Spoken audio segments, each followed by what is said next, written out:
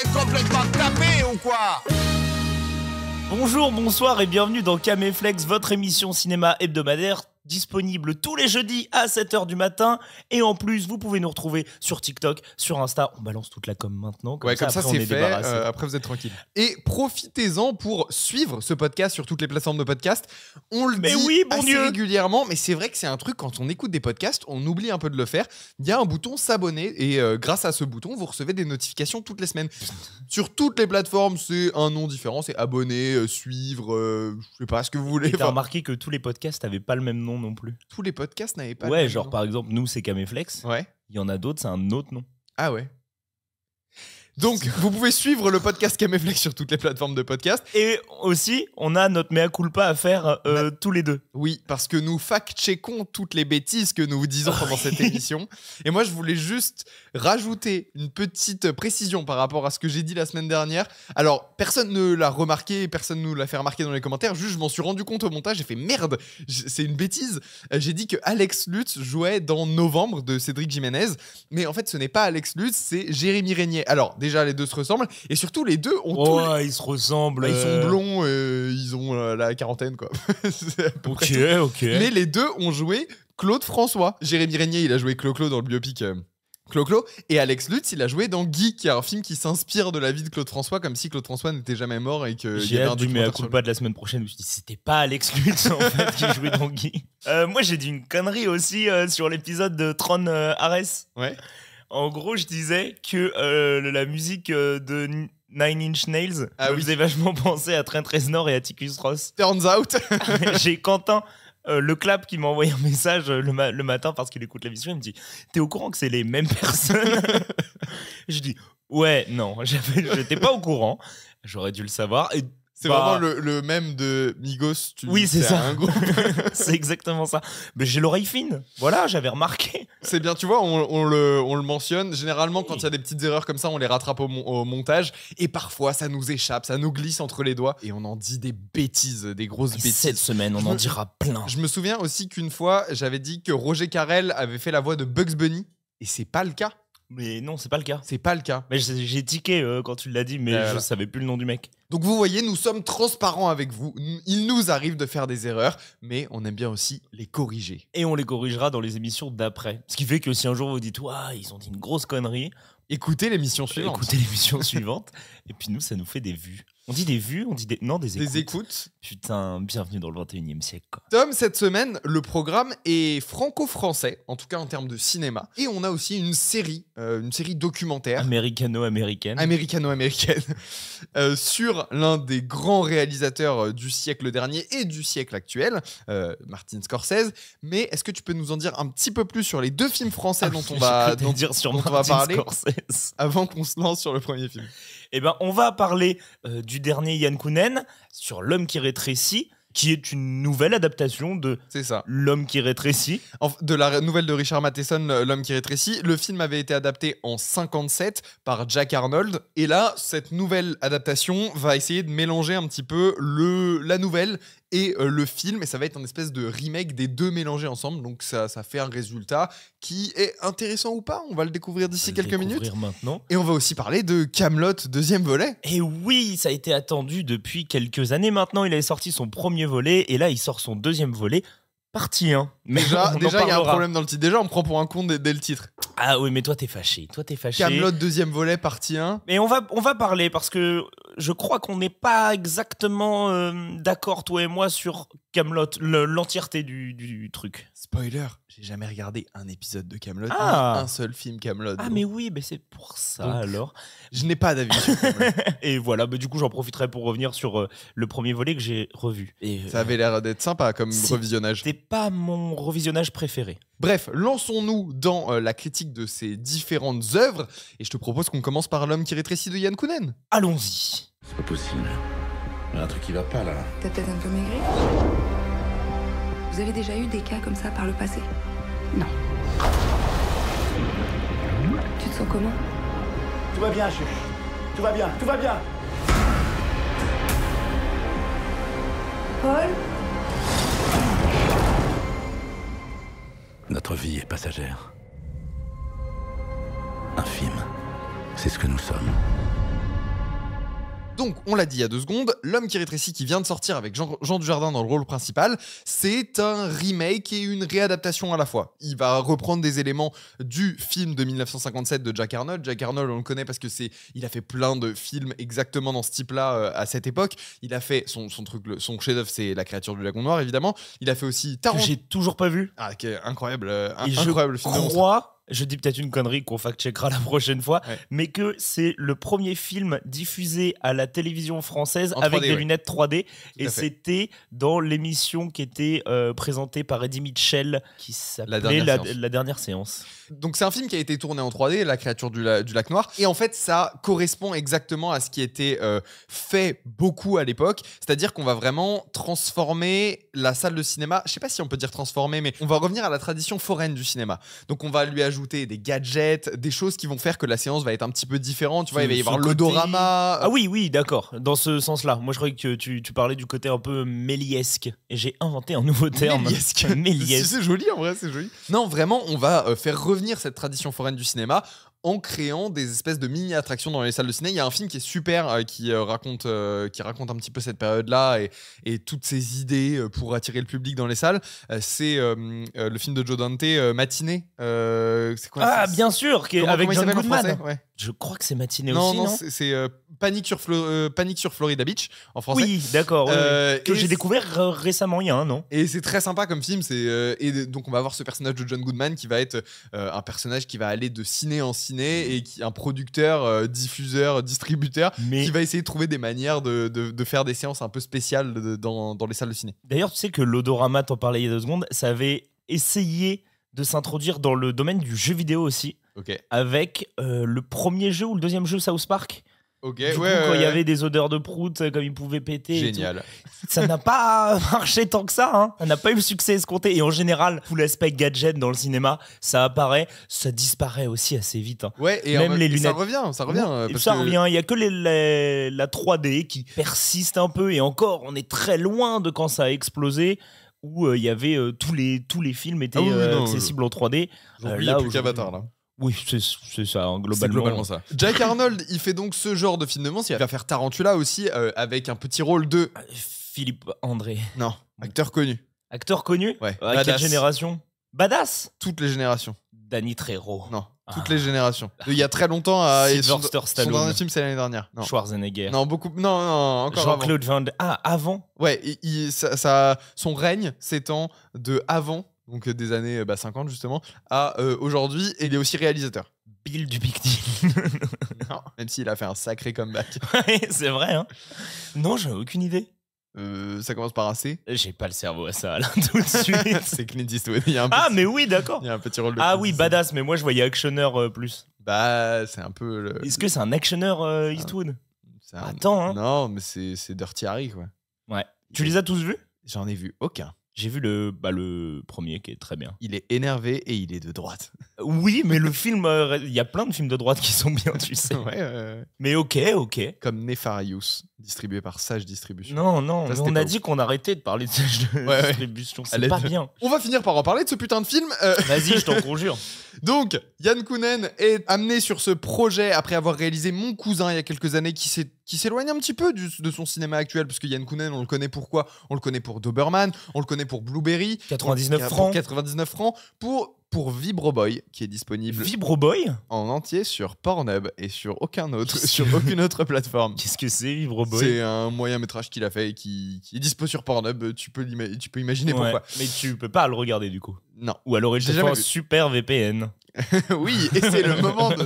Non, on n'a pas de sponsor de VPN. Il a fait donc pas mal d'expérimentations filmiques, très influencées par ses expériences avec l'ayahuasca et toutes sortes de drogues hallucinogènes. Il a fait notamment un court-métrage VR qui avait eu pas mal de succès, qui reproduisait un petit peu un trip de défonce, quoi. Et dans son dernier film, on ressentait plus trop cette passion pour le mystique, le spirituel et le... Oui, c'est un peu et le éloigné de ça. psychédélique. Il s'était un peu éloigné de ça. Il avait fait une comédie plutôt classique avec Mon cousin, donc François Damiens et Vincent Lindon, dans un scénario hyper basique. Et là, il revient avec un truc où on va. Attends, c'est qui et qui? François Damiens et Vincent Lindon. Ok, je peux guess le scénar ou pas? Ouais, oui, c'est facile à guess. Je fais une propale. Ouais. En gros, c'est son cousin, mais il était pas au courant que c'était son cousin, ou alors c'est un lointain cousin. Ouais. Lui, il est beauf et lui, il est riche. C'est exactement ça. C'est vrai. C'est exactement Ok, ça. ok. Et là, il revient avec un film, L'homme qui rétrécit. Projet qui a été porté par Jean Dujardin, qui lui a proposé, qui a voulu faire ce film-là, qui a proposé à ses producteurs de faire ce film-là. Ils ont choisi Yann Kounen pour le réaliser. Et là, on va quand même retrouver beaucoup plus de ses obsessions et de son cinéma.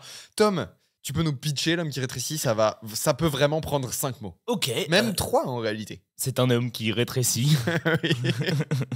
C'est un mec qui va rétrécir de plus en plus. Et Voilà, il va se baigner un jour dans la mer, un truc bizarre se produit et petit à petit, jour après jour, il va rétrécir jusqu'à un stade très petit. Qu'est-ce que tu veux dire et va s'en suivre tout un tas de péripéties. Qu'est-ce que t'as pensé du film, Tom? Je sais pas trop, et on l'a vu pourtant lundi en avant-première, et je sais toujours pas trop quoi en penser. J'ai pas été non plus méga conquis par la proposition. Ouais. Je trouve qu'il y a des longueurs dans le film, et que entre les scènes un peu clés, qui sont d'ailleurs teasées dans les bandes annonces et tout ça, avec une attaque d'araignée, ou enfin certains points clés du film, entre ces scènes-là, il se passe pas grand-chose. Et il y a un autre truc, moi, qui m'a un peu titillé, c'est que le film est ponctué de plein d'introspections en voix off du personnage principal. Je trouve que c'est un surplus pas nécessaire et un peu lourd. Oui, je suis entièrement d'accord avec ça. Voilà. Après, oui, effectivement, je trouve que Jean Dujardin se débrouille bien. Le film se veut très adulte, très psychologique. Avec des réflexions en voix off qui sont dignes d'un adolescent défoncé à 4h du mat qui refait le monde. J'ai réfléchi après. Et en fait, je me suis dit, tu veux un truc avec beaucoup d'introspection, de la réflexion, un film mature, t'éloignant de peut-être un film plus familial ou plus grand public. Je trouve que du coup, ça va pas assez dans le mature ou dans le trash ou dans le dur de la réflexion, alors que le film tend vers ça dans sa proposition Ça reste en surface, tu veux dire? esthétique et même dans sa narration. Et ouais, j'aurais aimé plus de trash ou que ça aille plus loin, que ce soit plus dur. Et je trouve que le terme est affreux dans ce que je vais dire et je vais le regretter. Ça bande un peu mou. D'accord. Mais toi, t'en as pensé quoi? Je suis moins critique que toi envers le film. Effectivement, cette voix off est insupportable. Et il y a une vraie question qu'on s'est posée en sortant de la séance, c'est est-ce que la voix off... Alors, c'est un film qui a très peu de dialogue puisqu'il va être plutôt tout seul en fait. Ouais, ils sont son pas aventure. 12 à rétrécir. Sinon, Voilà. ça s'appellerait les 12 hommes qui rétrécissent. Et vient un moment dans le film où il va plus trop dialoguer avec qui que ce soit, puisque ça y est, sa femme et sa fille, en fait, il est trop petit pour pouvoir communiquer avec elle. Ouais. Donc, il se retrouve tout seul dans sa merde. Il y a des moments où il va un petit peu monologuer tout seul parce qu'il devient un peu fou. Mais Bon. à part ça, il va plus parler avec personne. On peut le dire parce qu'en gros, il va se retrouver enfermé dans la cave et il est C'est ça. trop petit pour qu'on le retrouve. C'est vraiment et dans la bande-annonce. Oui, oui. Et on va passer tous les jours dans lesquels il va être petit dans la cave avec lui et il peut plus en sortir. De Il est toute trop petit façon, pour en soyez sortir. rassurés, c'est pas un film qui est vraiment spoilable. Hein. Tout est Ouais, résumé on dans va pas son dire la titre. fin non plus. Mais... On va pas raconter la fin, mais voilà, il est petit, il est enfermé dans la cave et il doit survivre. Fin vraiment du pitch, il y a pas de plus de surprise que ça dans le film. Et donc effectivement cette voix off, on se pose vraiment la question de est-ce que elle a été pensée à l'origine, à l'écriture du scénario? Ouais, ou est-ce que c'est un rajout? Est-ce que ça a été rajouté en post-prod de ah là on se fait chier, il y a pas beaucoup de dialogue, il se passe pas grand-chose, il faudrait peut-être qu'on rattrape le spectateur, qu'on le récupère, qu'on communique avec lui. Je n'ai vraiment pas la réponse. Je ne sais pas si ça a été un choix qui a été pensé en amont ou si ça a été rajouté si c'est une décision de producteur de rajouter cette voix off à la fin. Et puis, les phrases qui sortent, je les trouve un peu... et tu le disais d'ailleurs en sortant de la séance, mais c'est très... le mec qui a fumé un pétard à 4h du matin et qui refait le monde ou qui prend conscience de la vie. Ouais, mais et c'est machin. tellement deep ce que je suis en train de Et en fait, de penser, là. ouais, c'est ça. Et c'est des phrases très métaphoriques, psychologiques, genre... On est à la limite de tu te prends pas pour de la merde. On peut vous les refaire texto, hein. C'est quand on a le bonheur, on cherche toujours plus, mais le jour où on On l'a perd plus. ce qu'on aimait, on se rend compte de ce qu'on a Qu'on perdu. l'avait. C'est genre, waouh, mec. Et nous sommes si petits face à l'immensité de l'univers. Oui. Un grain de sable dans... Ouais, frère, bien sûr. Enfin, genre, tout le monde sait ça. mais oui, et en fait, je trouve que c'est pas nécessaire. Et j'aurais aimé que tu creuses potentiellement avec cette voix off ailleurs, Ouais. peut-être dans sa psychologie. Et moi, je pense que tu sombres dans la folie à un moment quand ça t'arrive, ça. Mais non, du coup, je trouve que c'était pas nécessaire ou alors mal exploité. Je suis d'accord avec toi là-dessus. Je trouve que le film reste un peu en surface et qu'il est assez creux. et assez pauvre, et en même temps, et c'est ça qui est très étrange, je le trouve hyper riche. J'ai pas que des points négatifs sur le film. Moi, je trouve que tous les effets pratiques. Alors, le film est très beau, ouais. Le film est vraiment très beau. Vous voyez, Ah, t'es pas d'accord avec ça? pas tout le temps. Je trouve que quand c'est plus des VFX numériques et tout ça, tout n'est pas beau. Ah, Le c'est- moustique, je le trouvais pas exceptionnel, par exemple. Bah, alors, je trouve que d'un point de vue technique et vraiment dans la forme, le film se tient plutôt bien. Que ce soit dans sa mise en scène, je trouve que par moment elle est pertinente et par moment tu fais, mais mec, jusque-là tout était très intentionnel et là tu vas commencer à me filmer un peu de n'importe quoi et à faire du remplissage et à filmer des plans de remplissage. Ça se ressent très fortement dans les premières scènes du film où on va avoir Jean Dujardin dans la mer en train de nager. On va avoir que des plans très intentionnels, que des plans qui racontent une grande histoire à eux seuls. Et là, à un moment, il va nous filmer les vagues l'eau, ça c'est surcuté, ça part dans tous les sens. Jean Dujardin, il nage, il va à droite, à gauche et tout, et ça n'a plus aucun sens. Ça ne raconte plus rien visuellement. Et donc, le film va être parsemé de moments comme ça où la plupart du temps, ça raconte quelque chose. Les mouvements de caméra sont intentionnels, les cadrages sont intentionnels, chaque plan raconte une histoire. Et il y a des moments où c'est juste, bon, bah, faut faire du remplissage. Et en fait, le film va osciller comme ça entre ces deux mises en scène, et je trouve quand même que le travail sur les effets spéciaux est vraiment à souligner. Oui. Il a réutilisé donc le joujou qu'il adore, c'est l'AVR, pour pouvoir prévisualiser les plans, les échelles, la manière dont on va mettre en scène ce personnage tout petit dans des grands décors. Va y avoir une utilisation de la CGI qui va être faite avec parcimonie, puisque on va souvent être sur des plans qui vont être des vrais plans, pas des plans truqués, et ça se ressent, ça se voit vraiment dans le film que c'est du vrai, que les décors dans lesquels le personnage va déambuler ne sont pas des grands décors en 3D ou des trucs faits sur ordinateur, mais ça va vraiment être des plans de la cave réalisés avec des caméras, enfin des objectifs miniaturisés, enfin des objectifs qui filment en très petit, Ouais, c'est ça. pour utiliser des termes très techniques. Des objectifs qui vont vraiment être ras du sol avec vraiment le point de vue d'un petit personnage ras du sol. Des robots téléguidés pour pouvoir reproduire les mêmes mouvements avec Jean Dujardin sur fond vert et le décor dans la cave miniature, quoi, enfin filmé de manière à petite échelle. Bref, c'est très intelligemment fait, ça marche très très bien pour moi. Même les créatures en CGI, l'araignée, etc. L'araignée est très très bien faite. Franchement, ça passe Ouais, très bien, tu vois. l'araignée est très bien faite. Et je te dis, moi j'aime bien les effets pratiques. Par exemple, tout le truc dans la maison de poupée. Je trouve que ça marche très très bien. C'est super. Et le travail au niveau du son est aussi vraiment à souligner. Il y a des très belles réussites dans le film. Oui. Qui fait que le film se tient très bien visuellement. Après, je suis grave d'accord avec toi, on s'emmerde un peu. Mais esthétiquement, c'est propre, mais une fois que tu passes ce cap-là et que tu rentres dans l'histoire, bah il y a des trucs où tu fais oh, putain, je suis en train de me faire chier quand même. Là.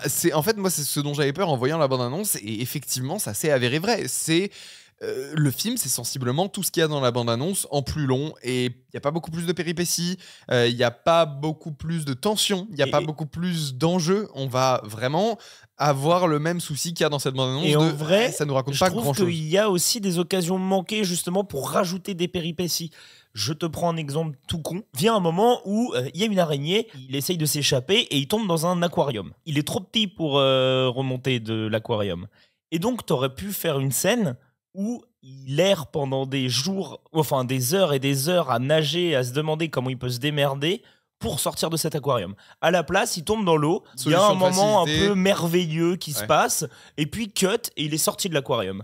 Et tu te dis, ok, le moment est cool, la scène est plutôt sympa. Et comment t'as fait pour sortir? Ouais, mais ça, à la limite, on s'en fout, c'est pas grave. Ouais. Mais t'avais un potentiel pour rajouter un élément clé dans ton film, C'est clair. une scène de tension qui pouvait être intéressante, et où justement tu sortais du... Pas tu sortais du cadre de T'es tout petit, mais t'avais un élément de danger en plus et différent des autres. Tu vois, c'est un film qu'on pourrait très fortement rapprocher à Gravity. Enfin, c'est très proche, sauf que Gravity a des thématiques qui sont certes simples, mais extrêmement bien exploitées. La Renaissance, tout ça, machin. Enfin bref, moi je suis un énorme fan de Gravity. Et pour le coup, Gravity, je te mets au défi de t'emmerder une seule seconde devant Gravity. Il Ouais. n'y a pas un seul moment où tu t'emmerdes. Et pourtant, c'est un personnage seul, dans l'espace, qui doit juste trouver des solutions pour s'en T'en sortir. as plein des films où les mecs sont seuls et ils s'en sortent et c'est très très bien. bien. Mais on dit pas que le film est mauvais en plus. Hein. Non, pas du tout. Mais effectivement, on s'emmerde un petit peu pendant. Les scènes sont longues, ça tire en longueur, on sait où ça va. Et donc, on n'est pas trop attaché à ce qui va se passer à ce personnage. Tu vois, on n'a pas tellement peur pour lui. Et on attend un petit peu qu'il y ait des péripéties qui nous fassent serrer les fesses. Et en plus, c'est pas faute d'avoir essayé parce que tu sens que le film ne fait pas les choses par-dessus la jambe et sans réfléchir à ces questionnements-là. Il y pense parce que dans son introduction, pour nous montrer que le personnage est en train de rétrécir de jour en jour, le film va tout faire pour nous accélérer cette réalisation. Sauf que nous, le pour public, arriver au moment du danger. c'est ça, mais nous, le public, on le sait à partir du moment où on a posé notre cul dans la salle. Et donc, pour attendre les 30 premières minutes que enfin il commence vraiment à être petit et qu'on voit enfin ce qui nous intéresse profondément, c'est-à-dire lui tout petit qui doit se démerder, et ben en fait, c'est un peu laborieux. Alors que le film a conscience de ça. Oui. Le film sait qu'il faut aller vite et qu'il faut aller dans la cave le plus rapidement possible. Oui, mais il va essayer d'articuler les choses différemment pour les rendre, j'allais dire plus courtes, en tout cas plus agréables à regarder. Il va un peu axer sur des éléments comiques, justement dans ces 30 premières minutes, un peu plus sympas, pour te divertir et pour passer au moment où on va complètement mettre de côté la comédie et s'axer sur... comment on pourrait qualifier ce film-là l'étrange. Ouais, c'est un survival. Il y a plein de petits éléments comiques qui se passent au début de film, entremêlés de plein d'éléments tragiques aussi, hein, toute la relation avec sa femme, qui est assez dure, mais qui est compréhensible. Ouais. Et tu vois, ça c'est un questionnement intéressant qui est exploité, mais pas tant que ça. Pas tant que ça, puisque le moment où il passe en mode Survivor, c'est complètement mis de côté. Tu comprends très vite que ça pourrait bien l'arranger, la nana. Sauf les moments en voix off où il va te dire j'ai été... c'est dur, ma vie ne sera plus jamais comme avant, etc. Et c'est tellement lourd déjà de le mettre en voix off. Réflexion que je me suis fait en regardant le film, c'est un film qui peut très facilement s'exporter. C'est-à-dire qu'il y a peu de dialogue, il y a Jean Dujardin qui est connu à l'international, enfin plus ou moins connu, mais il a quand même un Oscar, donc ça va, il est reconnu en tout cas aux États-Unis. Le film est distribué par Universal. La raison à ça, c'est qu'ils sont allés chercher les droits du film de Jack Arnold qui appartenait à Universal. Donc Universal distribue et produit le film. Et donc il y a un très fort potentiel d'export à l'international, puisqu'il y a peu de dialogue et une bonne partie des dialogues, c'est Jean Dujardin en voix off, donc c'est très facile à redoubler. Il n'y a pas de connexion particulière avec la culture franco-française, tu vois. Très peu de pâté dans le film. Ce qui a beaucoup attristé Jean Dujardin d'ailleurs. On va pas revenir dessus. Non, et donc il y a un truc qui est facilement exportable. Après, est-ce que le film est au niveau pour vraiment plaire à un public international? Je sais pas. Je trouve que c'est pas hyper réussi. Malgré tout, il y a quand même, et je conclurai là-dessus, c'est que je trouve qu'il y a un vrai travail du motif et de la texture dans le film qui m'a plutôt plu visuellement. Et ça va de, comme on l'a dit, de filmer les éléments réels de très très près et de vraiment travailler ces textures-là. Tu vois, il va essayer d'allumer une allumette, il va essayer de graver des choses au sol et ça va être un effort. Tu sens que c'est dangereux même pour son intégrité physique, tu vois, qui peut se blesser. Il va y avoir un vrai travail des textures et évidemment, les textures, quand on devient de plus en plus petit, elles deviennent de plus en plus grosses et c'est un point de vue qu'on peut pas avoir, donc c'est hyper intéressant de matérialiser ça au cinéma. Donc vrai travail là-dessus et un vrai travail sur le motif. C'est un peu simpliste, mais malgré tout, je trouve que ça fonctionne. Tout le début du film va être marqué par le motif du cercle, le motif de la boucle. Donc on peut réfléchir à l'éternel recommencement, à l'atome, tu vois. À un moment, il va dessiner des espèces de petits atomes qui peuvent aussi être des planètes et donc l'infiniment grand, l'infiniment petit. C'est tout bête, c'est assez simple. Et pourtant, cette répétition du même motif, c'est un truc qui est purement du cinéma, qui est du visuel, qui est raconté par l'image.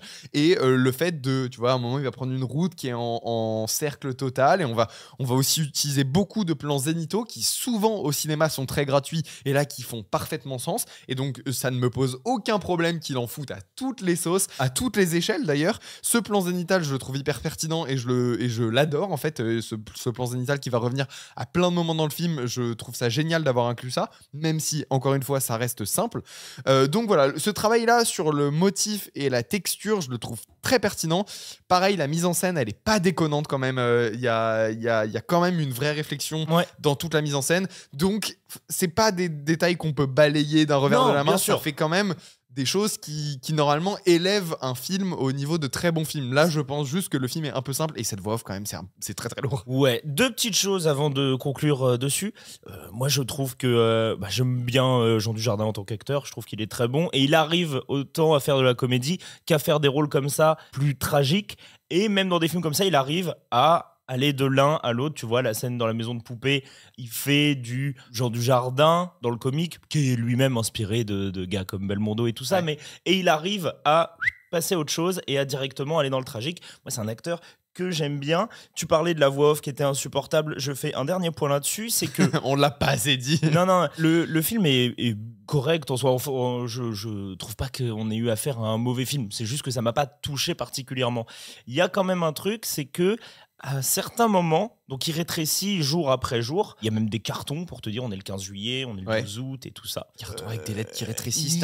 T'avais compris ou pas la ref? Putain. Non, mais il y a un truc où il y a des moments où tu vois pas très bien qu'il a rétréci. Ah ouais. Et il y a une temporalité un peu floue. Ouais, en fait, c'est la mise à l'échelle qui est assez difficilement envisageable pour nous, spectateurs. Voilà, et la voix off aurait pu, là encore, être un repère pour le spectateur en disant bon, bah ça y est, j'arrive plus à atteindre tel truc ou j'arrive plus à. Ou le montrer faire tout bêtement, il n'y a pas besoin de ou le voix off, montrer. Mais voilà. En tout cas, si vous êtes curieux, allez le voir et puis n'hésitez pas à nous donner votre avis. Dans les commentaires, dans les commentaires. Et petit micro dernier point, tu parlais de Jean Dujardin, je trouve ça quand même plutôt cool qu'un acteur ait envie de se faire un kiff et de jouer dans un film d'aventure. Tu vois, il a vu le film de Jack Arnold, il a dit moi je veux jouer là-dedans, et je trouve ça plutôt cool qu'avec sa renommée, il arrive à faire financer des films. Jean Dujardin a le poids pour faire financer les films qu'il veut, et donc que ça nous amène à ça dans le cinéma français, un vrai film d'aventure qui est, malgré ses défauts, qui se tient à peu près. Je trouve ça super cool qu'on ait plus de ça dans le cinéma français, et franchement, même si c'est pas grandiose, ce film-là prouve que ça peut exister et que ça pourrait être très très bien. Il suffit juste que les planètes s'alignent un tout petit peu plus et ça pourrait être vraiment génialissime, ce film. Qu'est-ce qu'on a retenu T'as une idée de l'homme qui rétrécit? C'est que parfois, on n'est qu'un grain de sable dans l'univers de l'infiniment grand, qui est si petit quand tu le compares à notre échelle, à nous. Et pourtant, si on perd ce qu'on a aimé, on se rend vraiment compte de On aimait ce qu'on a perdu. mais et aussi de la grandeur de l'univers. Par exemple, une planète. Ce sera très long ça quand on mettra sur Instagram. D'ailleurs, n'hésitez pas à aller nous suivre sur Instagram. Chaque semaine, on fait un petit récapitulatif avec toutes les notes qu'on donne au film sur 5, avec les petits paragraphes de qu'est-ce qu'on a appris de ce film. Oui, on s'amuse un petit peu là-dessus. Et tu t'amuses d'ailleurs aussi sur les emojis. Ah oui, c'est vrai qu'on n'a jamais parlé dans le podcast, mais c'est moi qui fais les petits emojis dans les titres des podcasts, et je trouve toujours un petit emoji pour aller en lien avec le film. Tu sais ce que c'est l'emoji de l'homme qui rétrécit, par exemple? Non. C'est un petit trombone. Ok, pourquoi pas. Si, c'est ok, c'est très bien. Nicolas, cette semaine, tu as regardé, je sais pas si tu as regardé l'intégralité, en tout cas, j'ai binge-watch ça très très fort. Binge-watch, une série sortie sur Apple TV. Donc tu as regardé le portrait documentaire qui s'appelle Monsieur Scorsese de Rebecca Miller. Where are we going?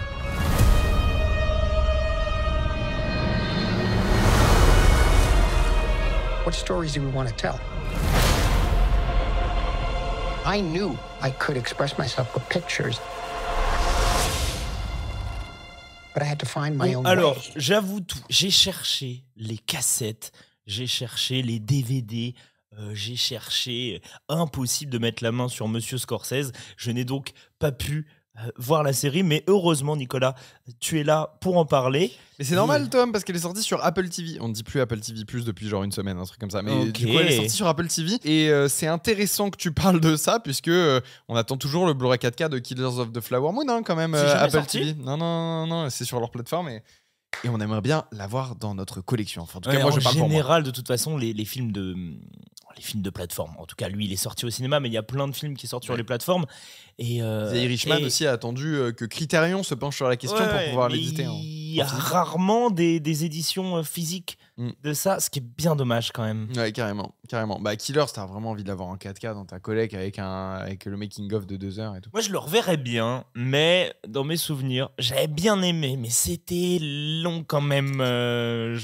Faudrait que je le revoie, parce qu'il dure quoi, 3h30 Je crois qu'il est très très long. Un peu moins, mais ouais, c'est dans ces eaux-là. Et donc, Mr. Scorsese, moi, c'est un projet, quand j'ai vu la news, là, il y a 1 ou 2 semaines, je me suis dit, je veux voir ça tout de suite, quoi. J'adore vraiment Martin Scorsese. J'ai vu une très grosse partie de sa filmographie. Là, tu vois, dans le lot des films que la série va aborder, il doit y en avoir 4 que j'ai pas vu, un truc comme ça. C'est lequel que t'aimes le moins de Scorsese? Celui que t'aimes le plus, c'est After Hours. Ouais, c'est celui que je kiffe le plus. Après, il y en a vraiment beaucoup que j'aime vraiment beaucoup. Ouais, bien sûr, mais comme moi, il y en a. Moi, ça reste Les Affranchis. Je crois que c'est Shutter Island que j'aime le moins.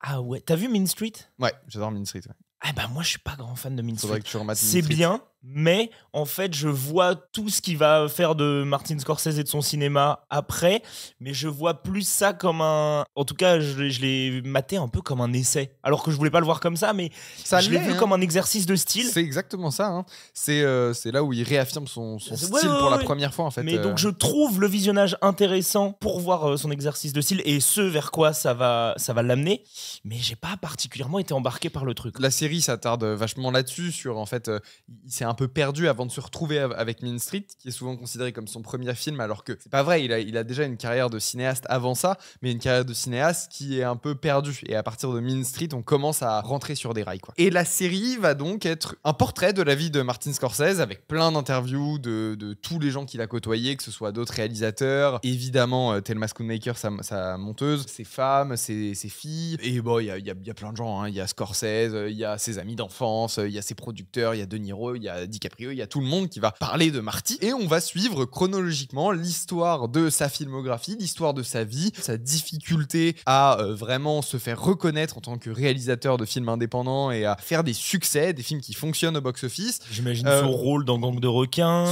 Il le mentionne pas.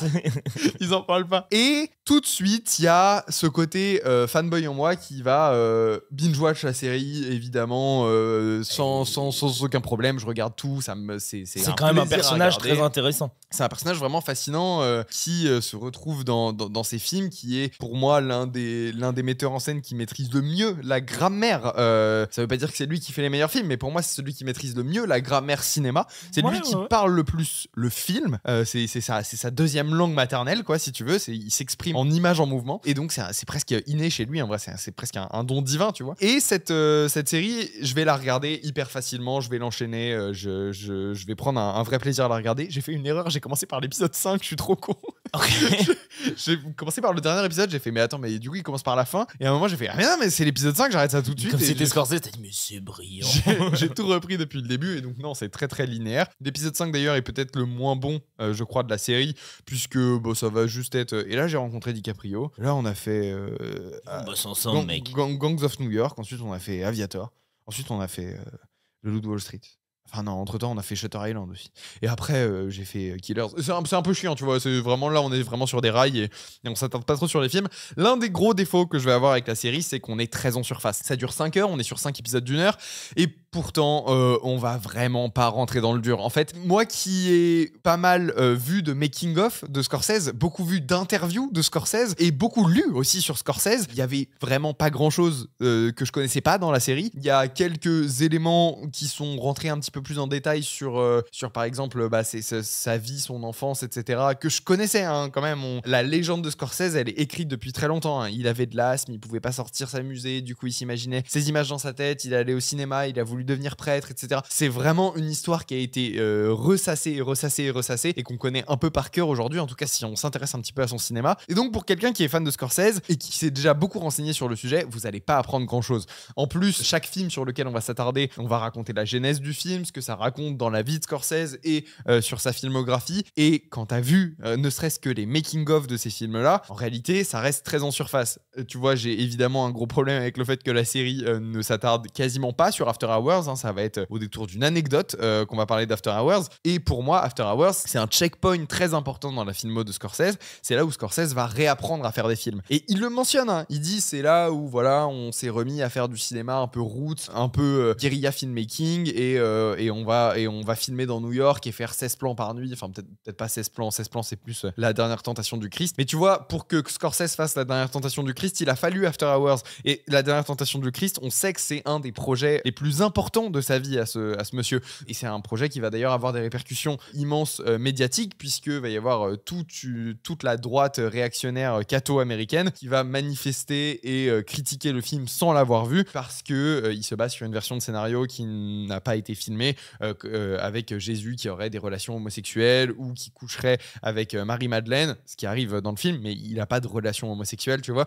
Et en fait, c'est un film qui est archi pas offensant. En fait, quand tu le regardes, le film, c'est pas du tout un film qui va bousculer les catholiques dans leur foi. C'est juste une nouvelle interprétation de la vie de Jésus. C'est un des films que je préfère, de Scorsese, honnêtement, et qui va réfléchir sur l'aspect humain de Jésus, parce qu'on le voit toujours comme un dieu. Et ce film-là va essayer de mélanger à la fois le dieu et l'humain, et il va te dire Jésus est aussi faillible, mais la raison pour laquelle c'est Jésus, c'est qu'à la fin, en fait, il fait le bon choix, tu vois. Et c'est trop génial. Enfin, c'est le seul film sur Jésus. Ça met une torgnole à La Passion du Christ de Mel Gibson, quoi. C'est vraiment... Je l'ai pas vu. C'est trop intéressant. Et c'est vraiment, moi, d'un point de vue personnel, dans juste ma spiritualité, enfin, tu vois, moi, je suis athée. Deux gros athées, ouais. Mais dans quand même ce qu'il y a dans ma spiritualité et dans ma philosophie, ma façon de voir le monde, c'est cette vision-là de Jésus que je trouve la plus humaine, la plus touchante et la plus pertinente, et qui raconte le plus justement sur la foi. Donc j'adore ce film, je trouve ça génial, la BO est incroyable aussi, et le film s'est fait défoncer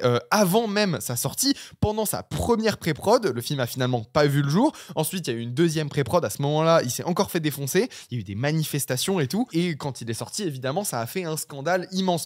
Tout ça parce que des gens n'avaient pas vu le film. Et c'est assez insupportable de voir toutes ces personnes qui parlent sur les plateaux télé et qui manifestent et qui disent des trucs antisémites en plus dans leurs manifestations. Bref, c'est un giga bordel, jusqu'à cet attentat à Paris où va y avoir une bombe qui va exploser, qui va faire un mort et des nombreux blessés. C'est horrible, cette histoire. C'est vraiment la bêtise à l'état pur. La foi aveugle, bête, et des gens qui refusent même de réfléchir, de voir le film et de se faire leur propre avis. C'est vraiment horrible à regarder. Donc évidemment, pardon, j'ai vraiment digressé de ouf là-dessus. Donc la série va se concentrer sur ce genre d'épisode. Désolé d'ailleurs, j'ai fait assez long sur l'épisode de La Dernière Tentation du Christ. Grand fou. Mais voilà, on va raconter les différents épisodes de la vie de Scorsese de cette manière-là.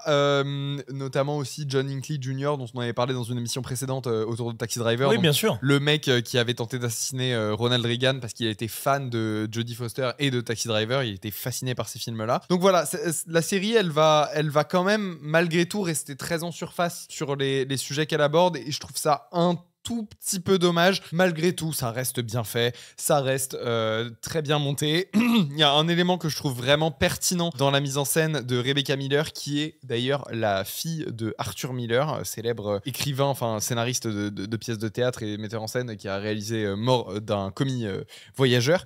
Donc il y a un truc qui est très intéressant dans sa mise en scène et dans son approche du sujet, qui pour le coup, c'est quelque chose que j'ai vraiment pas vu ailleurs. Scorsese, on a toujours considéré que c'était un cinéma qui était très masculin, qui se concentrait vraiment sur le masculin. On sait que c'est un cinéma qui parle d'hommes, qui parle aux hommes, et pourtant, c'est quelque chose qui a peu été théorisé, analysé, et j'ai jamais vu vraiment d'analyse qui parlait du cinéma de Scorsese dans sa globalité. Par ce prisme. Par ce prisme-là. Et là, la metteuse en scène, et c'est pas seulement une metteuse en scène, c'est elle qui va poser les questions, c'est elle qui a construit toute cette histoire, qui a construit toutes les thématiques de la série. Donc, elle va vraiment réfléchir à cette thématique-là de manière extrêmement intelligente et pertinente. Elle va vraiment parler du masculin. Qu'est-ce que Scorsese cherche à raconter du masculin? Elle va poser les bonnes questions sur ces sujets-là. Scorsese va être vraiment aussi pertinent dans ses réponses, dans la manière dont il va traiter ce sujet-là. C'est super intéressant. C'est une analyse dont j'ai entendu parler beaucoup ailleurs, mais que je n'ai jamais vraiment vu dérouler et articuler aussi clairement et aussi intelligemment. Okay. Donc ça, c'est un vrai point fort de la série. C'est pas le centre névralgique de la série, mais ça va être un questionnement qui va revenir à plusieurs moments et qui va être assez intéressant. Donc au global, quand même, on se demande un petit peu l'intérêt de ce qu'on est en train de regarder, puisqu'on apprend tellement plus dans les making-of qui sont consacrés aux différents films. Là, tu vois, chaque petite partie, chaque mini making-of sur chacun des films de Scorsese va être trop en surface pour vraiment raconter quelque chose de pertinent. Après, si effectivement on connaît pas grand-chose à l'histoire de Scorsese, qu'on aime quand même son cinéma, on va apprendre des trucs. Et moi-même, j'ai appris des trucs. Je veux pas faire monsieur je sais tout. Parce que c'est ça que j'allais te dire. Moi, c'est effectivement, nous, on aime beaucoup regarder des making-of, à savoir comment le tournage s'est passé, comment la production fonctionne, même les petites anecdotes ou quoi que ce soit. Et toi, en plus de ça, tu t'es renseigné sur le mec, t'as lu des bouquins et tout ça, mais est-ce que pour quelqu'un qui aurait vu plusieurs de ses films et qui s'intéresserait au bonhomme, est-ce que c'est quand même complet entre grosses guillemets? C'est ça. Et En fait, est-ce qu'il peut apprécier l'œuvre En fait, aussi? c'est complet, mais c'est en surface. Et si vous connaissez pas grand-chose à l'histoire du bonhomme et à l'histoire derrière les films, vous allez apprendre plein de choses. Il y a vraiment, enfin, c'est sérieux, c'est bien fait. Il y a pas d'erreur, il y a pas d'approximation, etc. C'est juste que il y a des parties de la vie et de la carrière de Scorsese qui sont un petit peu squeezées ou vraiment très synthétisées ou qui restent très en surface, comme ce passage sur After Hours. C'est un exemple parmi tant d'autres parce que je connais vraiment bien le sujet d'After Hours, mais j'ai vu aussi d'autres jump cuts, tu vois, d'autres ellipses un petit peu dans la filmographie de Scorsese. Donc ces passages-là sont un peu squeezés. Malgré tout, ça reste très bien fait, ça se regarde très très bien et ça reste complet. Même si ça reste en surface, ça reste complet. Une petite chose, à un moment, il y a Spike Lee qui est interrogé et qui va envoyer un petit tacle à Tarantino et qui va lui dire, il y a certains cinéastes, je ne les nommerai pas, qui font de la violence juste parce qu'ils trouvent ça fun, sauf que la violence, ce n'est pas toujours fun. De qui il peut parler? Et il faut savoir que Spike Lee a une vraie dent contre Tarantino. Et donc, il va dire que le cinéma de Scorsese, pour le coup, il montre la violence de manière juste et dans un but précis et pas pour le fun.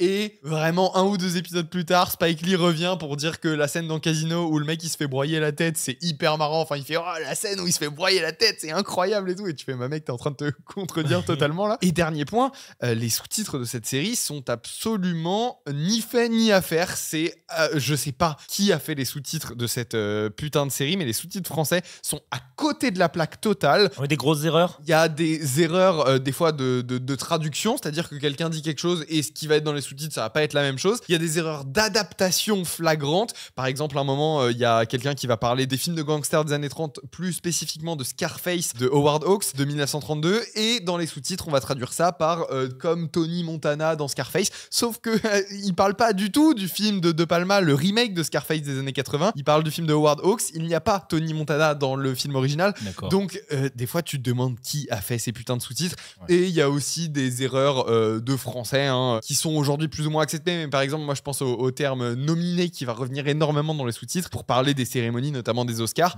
Sauf que, en fait, en français, on ne dit pas nominé, mais on dit bien nommé. C'est une erreur qui est hyper courante et qui est fait souvent. C'est un anglicisme, en fait. C'est comme clôturer et clore. Exactement, c'est pareil. Tu vois, aux États-Unis, en fait, quand ils disent nommé dans une catégorie, c'est nominated. Et nous, en français, on a déjà un mot pour dire ça, c'est le mot nommé. Donc aujourd'hui, c'est une erreur qui est acceptée. C'est vraiment pas le plus gros problème dans les sous-titres. Mais voilà, ça, plus ça, plus ça, plus ça. Ça fait beaucoup. Ça fait beaucoup. Et tu te demandes vraiment pourquoi Apple a engagé la personne qui est derrière ces sous-titres-là, qui synthétise parfois des idées qui sont simples à traduire en sous-titres, qui les synthétise dans une phrase qui perd beaucoup de son sens. Bref, les sous-titres sont assez catastrophiques. Très bien. Et alors du coup, qu'est-ce que toi tu as retenu? Et bah, je retiens que la série ne parle pas beaucoup des documentaires de Scorsese, parce que Scorsese a fait beaucoup de documentaires. C'est souvent des expérimentations, les docus de Scorsese. C'est là où c'est un peu des exercices de style. Et donc, je retiens que si vous n'avez jamais maté de docu de Scorsese et que vous aimez bien son cinéma, je vous conseille très fortement d'aller voir ça. Il y a beaucoup de choses très intéressantes. Après, pour être honnête, la série parle quand même des trucs assez importants, genre Italian Americans, American Prince, etc., qui sont quand même des films à voir. Mais voilà, il y a une grosse partie de la carrière de Scorsese en termes de documentaire qui est éclipsée. Donc, si ça vous intéresse, foncez là-dessus. Ok, très bien. Bon, on arrive dans la dernière partie de l'émission et on va parler d'un gros sujet et même de la grosse sortie de la semaine, on peut dire, puisque sort en salle Kaamelott, deuxième volet, partie 1 de Alexandre Astier. Nous sommes convoqués à la nouvelle table ronde d'Arthur Pendragon. Si on me convoque à la nouvelle table ronde, j'y vais. En tant que vétéran, vous pouvez peut-être louper le début. C'est un message des dieux, c'est sûr.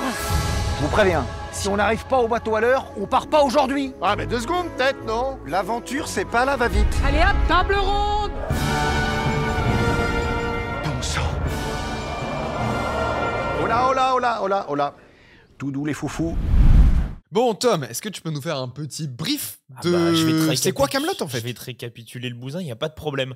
En 2005, M6 a une case pour du format court de libre puisque Caméra Café s'arrête. Il cherche un gars pour reprendre la barre et il tombe sur un court-métrage qui s'appelle Dies Irae, qui est réalisé et interprété par un mec qui s'appelle Alexandre Astier. Et donc, en gros, c'est Le Roi Arthur et la table ronde. et les Chevaliers de la Table Ronde. Donc bref, c'est un petit court-métrage. Et ils vont dire, ok, c'est pas mal, viens, on en fait plein d'épisodes. Le gars dit, bon bah let's go. Et donc entre 2005 et 2009, on va avoir le droit à 6 saisons, 4 saisons de format court et 2 un peu plus longues. On est plus sur du 40 minutes. Voilà, c'est là où il veut commencer. Il a un petit peu la folie des grandeurs à ce moment-là, Alexandre Astier. Il veut raconter une histoire plus large. Voilà, et puis il veut pas forcément que ce soit que comique, même s'il avait déjà instauré ça dans d'autres épisodes précédemment. Pour récapituler en 1 minute ce que c'est Kaamelott, on suit Arthur Pendragon qui est roi désigné par les dieux pour retrouver le Graal. Il est roi du royaume de l'ogre après avoir retiré Excalibur du rocher. Ça, les gens voient à peu près ce que c'est. Et donc forcément, ce qui force le peuple à le considérer comme l'élu. Il dirige une bande de bras cassés qui sont les Chevaliers de la Table Ronde, qui sont tous plus cons les uns que les autres. Ce qui le ralentit plus qu'autre chose dans sa quête. Il est marié à une femme qu'il aime pas. Ça, c'est les 3 saisons, globalement, les 3 premières saisons. Ensuite, la 4e saison, il se fait trahir par son bras droit, qui est Lancelot, qu'il considère comme un raté et un faible. Les dieux sont mécontents parce qu'il veut plus de sa meuf, il va prendre la meuf d'un des chevaliers. Enfin bref, toute une histoire un peu plus compliquée. Ensuite, dans la saison 5, où là on s'attaque à du plus long, il renonce à être roi, il replante Excalibur dans le rocher, il part chercher s'il a un héritier, mais c'est sans succès. Bref, il part en quête de quelque chose qui l'animerait dans sa vie. Tout ceci le plongeant lentement vers une dépression qui le mènera à un suicide. Suicide qui échouera quand Lancelot, son ancien bras droit, venu le tuer, change d'avis et le sauve. Ensuite, on a la saison 6, qui n'est pas directement une suite, mais qui se passe bien avant sur Arthur, comment il est arrivé à Kaamelott et tout ça. Et donc, quand il était à Rome. Saison qui a été tournée à la Cinecittà, en Italie. Grand studio de cinéma. Et le dernier épisode, on reprend là où on s'était arrêté à la fin du livre 5, où lui est au bord de la mort parce qu'il a perdu beaucoup de sang. Il dit à Lancelot qui vient le voir, écoute mon coco, vas-y, je te donne les pouvoirs, moi j'en ai marre, j'en ai ma claque. Lancelot, lui, instaure une espèce de régime totalitaire et donne ordre de tuer tous les chevaliers de la Table Ronde, et souci de grandeur et tout ça. Il y a un gars qui chope Arthur et qui dit allez viens, je t'emmène avant qu'on te bute. Et la série se finit sur un Arthur reviendra prochainement au cinéma. Et on attend jusqu'en 2021 pour avoir un film quand même. Donc il y a une grosse attente. Le film a eu du mal à... Évidemment, c'est un gros projet, c'est difficile à faire financer. Et quand le film finit par sortir, il faut que ça marche. Et Tom, est-ce que ça marche ? Eh ben ça marche très bien. Alors qu'on est en période de Covid, alors que quelques jours avant, on dit qu'il faut des tests PCR pour aller au cinéma et tout ça. Le film en avant-première cartonne et même globalement marche très bien pour une période de Covid. Et donc, ce qui permet de faire une suite qui voilà. Sort là ce mercredi. Je suis allé le voir en avant-première mardi soir. Pour pouvoir reparler du film, il a fallu que je remate Kaamelott premier volet. Kaamelott premier volet, de quoi ça parle ? Bon bah globalement on retrouve Arthur, il vient pour tout dézinguer. Voilà, en gros le projet c'est ça, c'est il revient au royaume et il est là pour arrêter Lancelot. Alors j'avais vu moi les anciennes saisons, il y a plein de trucs que j'apprécie. Je trouve que il y a de bons dialogues, il y a une bonne écriture. Après oui effectivement comme c'était du format télé, il y a beaucoup de chant contre chant et c'est la mise en scène est simple. La mise en scène est simple. Après, il essaye toujours de repousser un petit peu les limites dans la série, mais la mise en scène reste simple parce que pas le budget, quoi, tout simplement. Et là, on pourrait se dire que le Kaamelott arrive au cinéma en 2021, c'est le moment de faire du et il y a un cinéma. Et il y a un budget. Le film est tourné en 70 mm, si ma mémoire est bonne. Il y a eu des envies de cinéma. Est-ce que on les ressent, ces envies de cinéma ? Moi, j'ai pas été touché plus que ça par la proposition. Moi, je reconnais les envies derrière, mais je trouve globalement qu'il y a un manque d'ampleur par rapport à la promesse qu'on avait avec ces grands plans larges, immenses, où on montre un décor avec de la belle lumière. Dans le trailer du premier film, justement, on voyait des plans qui donnaient envie. C'était Alexandre Astier fait son Seigneur des Anneaux. Et dans les faits, ça a l'air d'être un peu... Moi, je l'ai pas vu, mais ça a l'air d'être un peu différent. Ouais, c'est un peu différent. et en plus, voilà, Astier, il avait communiqué dessus. Il disait, moi, je voulais une belle caméra, je voulais une bonne caméra, parce que c'est pas parce que c'est de la comédie qu'il faut pas faire de la mise en scène, qu'il faut pas avoir des bonnes caméras et tout ça. Donc, il y avait une promesse derrière ce truc-là. Et moi, je trouve que ça manque d'ampleur, je trouve que ça manque un peu de plan large, je trouve qu'il y a des problèmes de compréhension avec l'agencement des séquences et des scènes. C'est ça, il y a un combat que tu dis qui est... Il y a alors le combat de fin, qui est c'est assez inspiré d'ailleurs de Vador Luke dans l'épisode 6.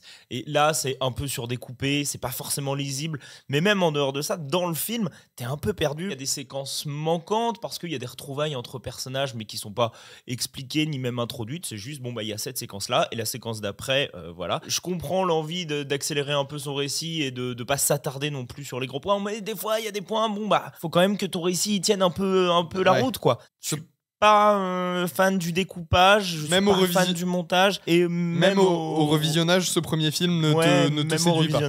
Moi, je reconnais les envies qu'il y a derrière, mais on reste pas mal sur des plans serrés, du champ contre champ, avec une narration un peu éclatée, et voilà, ça m'a laissé sur le carreau. Du coup, ce deuxième volet, partie 1, moi, j'en attends pas particulièrement grand-chose. C'est-à-dire que j'ai même pas regardé les bandes annonces et tout ça. Il est annoncé, il sort quand même un petit peu plus tard, 4 ans plus tard, là. Putain, c'est vrai, ça passe vite. C'est 4 ans plus J'ai même tard. pas tilté. C'est donc en 2 parties. La deuxième partie sortira l'année prochaine, en novembre 2026. Donc le troisième film. Ouais, il a tourné tout en même temps. Et ça a fait un peu de bruit parce que Frank Picchio, l'acteur qui joue un des personnages les plus célèbres de la série et des films, à savoir Perceval, ne reprend pas son rôle dans ce film. est absent du casting et tout le monde... Il y avait des rumeurs sur est-ce qu'il se serait pas engueulé et est-ce que Astier aurait pas tué son personnage hors champ. Non, la réponse est non. Ce sera le seul spoil que vous aurez. Non, Perceval ne se fait pas tuer. Non, ils ne se sont pas engueulés. Les deux se sont exprimés sur le point. Frank Picchio s'est exprimé il y a 2-3 jours pour en parler dans un média où il disait que juste, il avait eu le script, qu'il se retrouvait pas dans son personnage, voilà, ça lui plaisait pas tant que ça et qu'il se sentait pas de le faire. Est-ce qu'il est fermé à faire le troisième volet? Non plus. Il a juste dit que voilà, ce deuxième volet, il se sentait pas de le faire, il retrouvait pas son personnage, c'est sans wham. Le personnage de Perceval, on en parle à travers un côté épistolaire où ils reçoivent des lettres et t'as des nouvelles de Perceval qui est parti en quête du Graal solo de son côté, mais il n'est pas dans le film. Ne vous attendez pas à ce qu'il soit dans le film. Ils ne se sont pas engueulés, ils sont en désaccord sur... Après, on sait pas, l'écriture de perso. Voilà. En tout cas, de ce qui est divulgué, c'est pas, la porte n'est pas fermée.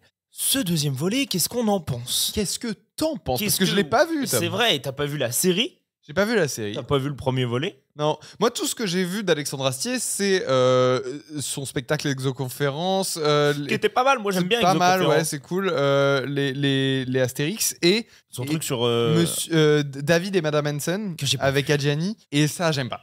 Que ce soit à l'écriture ou à la mise en scène, c'est pas ma gamme. Je trouve ça assez... Comment dire, sans passer pour un connard. Je trouve que ça se prend pour quelque chose de très intelligent, alors qu'en réalité, c'est assez classique ce qui nous est raconté. D'accord. Ce deuxième volet, du coup, j'ai quand même bien préféré ce deuxième volet, première partie.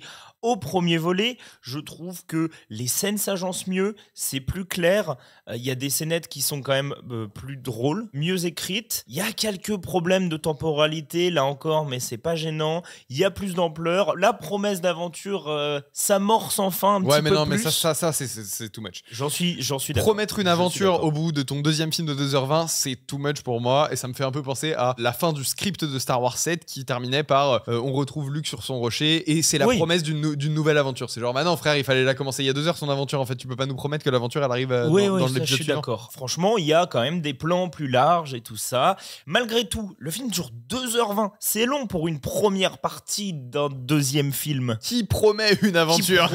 Qui promet une aventure, ouais, clairement, c'est ça. Qu'est-ce qui se passe en fait? Ça va être un des points dans ma critique, mais le roi Arthur a plus envie de faire ça.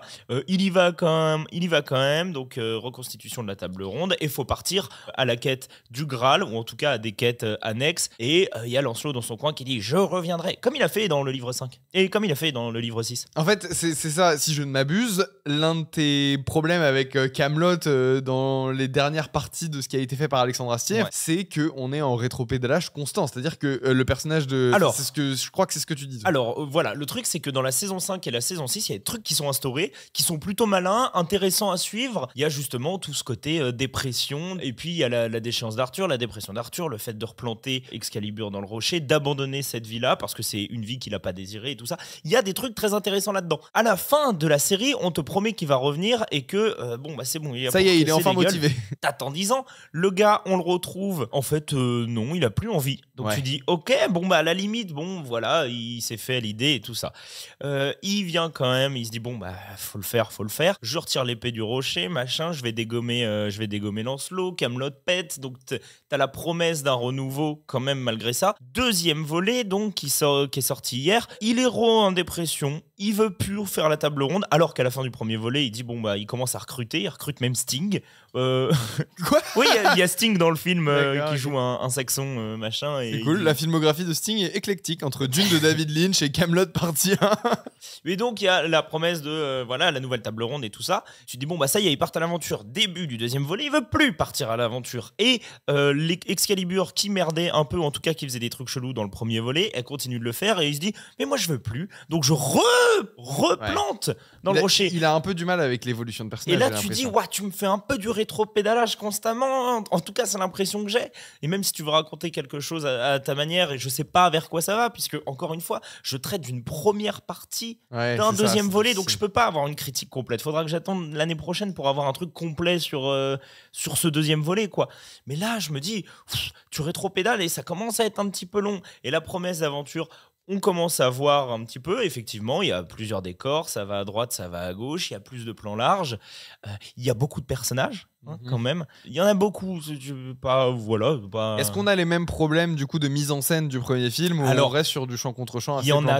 Il y en a quand même pas mal. Oui, il y a toujours ce problème-là. Le truc, c'est que je pense, là je théorise, Astier, c'est un mec qui écrit pour les acteurs, c'est-à-dire qu'il fait pas tant passer de casting que ça, il aime bien un gars, il écrit pour lui, et si le mec veut pas, il réécrit par exemple complètement. Sting. Par exemple, oui, Sting, mais quand il écrit pour du Chabat ou pour il écrit pour du Sting.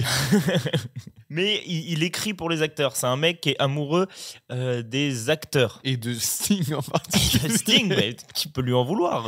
Ouais. Et du coup, je pense que dans sa mise en scène, ça se ressent parce qu'il est toujours très proche des comédiens. Il a un besoin de rapprocher la caméra au niveau des comédiens et donc du jeu des comédiens. Je pense que c'est ce qui le passionne le plus, en fait, dans ce métier-là. Lui-même est un acteur, donc. Lui-même est un acteur. Lui a beaucoup de casquettes, puisqu'il est à la musique, il est à la réal, il est rôle principal, il touche aussi au montage. Il est chiant, quoi. Il a beaucoup de casquettes.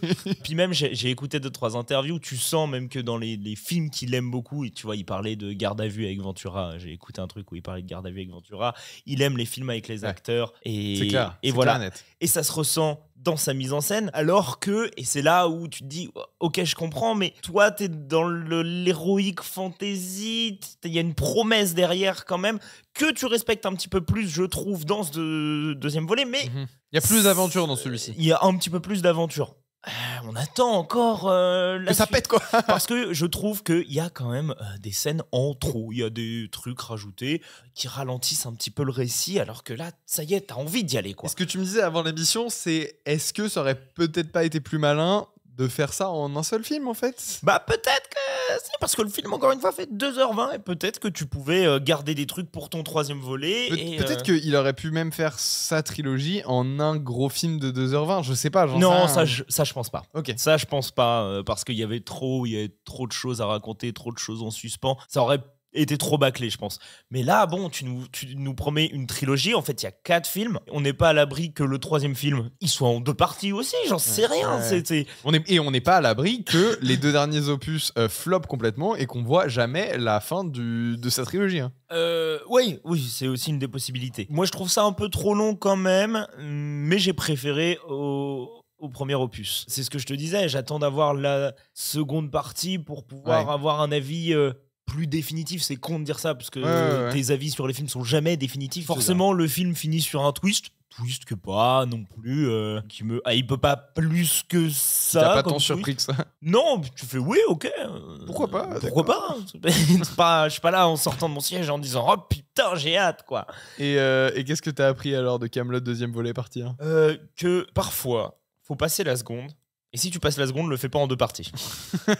Voilà, c'est déjà la fin de cette émission. La semaine prochaine, on a des trucs. On va voir Yoroi, le nouveau Orelsan. J'avais bien aimé. Non, c'est pas réalisé par Orelsan. Non, mais avec Orelsan, moi j'avais bien aimé son film précédent. Comment c'est loin. Ouais. Co-réalisé là pour le coup par Orelsan. Ouais. Il y aura aussi L'étranger. On va voir si peut-être qu'il y a des films qui seront. Il y a L'étranger qui est une adaptation de Camus. Et puis il y a Smashing Machine, le nouveau A24. Réalisé par Benny Safdie, l'un des 2 frères Safdie, qui réalise son premier film en solo, comme son frère, Josh Safdie, qui va réaliser aussi dans quelques mois, qui va sortir du coup sa première réal en solo, Marty Suprême avec Timothée Chalamet. Donc c'est marrant que les deux, et qui est aussi distribué par A24, donc c'est marrant que les deux sortent des films.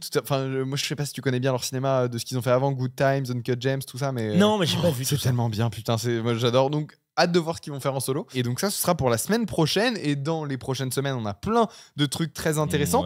Petit teasing, lundi, si vous êtes encore là, on vous annonce qu'on sortira un hors-série avec nos amis et des très bons chroniqueurs qui sont Werner MP3 de la chaîne Werner MP3, qui est spécialisé donc dans la musique, et Victor de la chaîne Le Cinématographeur, qui vont nous parler. On va en parler tous les 4 évidemment, mais on va discuter de West Side Story, l'original de Robert Wise de 61. Et le remake de Spielberg. Et ça tombe vachement bien puisque c'est des comédies musicales. Donc on a un mec spécialisé dans la musique et un mec qui est spécialisé dans Spielberg parce que Victor a sorti 2 gros bouquins sur Spielberg quand même. Et donc on discute avec eux pendant 2 heures du lien entre ces 2 films, de l'histoire de chacun des films, que raconte West Side Story, on analyse un peu les films. Bref, on couvre West Side Story en long, en large et en travers. Et franchement, c'était une discussion hyper sympa. On a hâte que vous écoutiez ça. N'oubliez pas de vous abonner aux différentes plateformes de podcast. N'oubliez pas. N'oubliez pas, s'il vous plaît. Comme ça, vous serez avertis pour la sortie de l'épisode de lundi. Et donc, on se retrouve lundi pour ceux qui écouteront l'épisode, et sinon jeudi prochain pour le nouvel épisode normal, quoi. Et bah parfait, on vous fait des bisous et à la semaine prochaine ou à lundi. Vous êtes complètement tapés ou quoi?